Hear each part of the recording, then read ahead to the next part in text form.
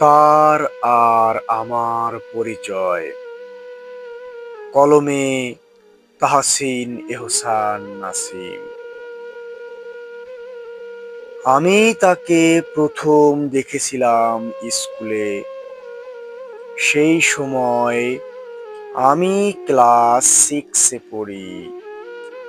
তখন তার আর আমার মধ্যে কোনো যোগাযোগ হয়নি বা কোনো কথাবার্তাও হয়নি। একই ক্লাসে আমি এবং সে পড়ছি। এইভাবে দেখতে দেখতে ক্লাস 6, ক্লাস 7 অতিবাহিত হলো।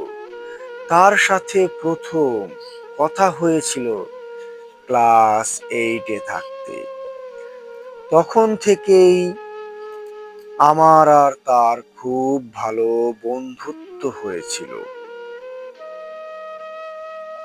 আমরা এমন ঘনিষ্ঠ হয়ে গিয়েছিলাম যে সে একদিন না আসলে আমার ভালো লাগতো না।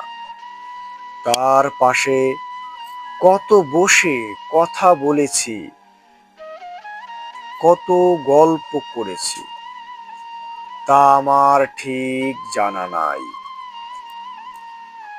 আমি তাকে হঠাৎ এক দেখাতে, কিংবা ইংরেজিতে যাকে বলে লাভ এট ফার্স্ট সাইট, এইরকম কিছুই হয়নি। কিন্তু তার সাথে কথা বলতে বলতে কখন যে তার প্রেমে পড়ে গিয়েছি তা আমার ঠিক জানা নাই। কিন্তু আমি তো তার প্রেমে পড়ে গিয়েছি।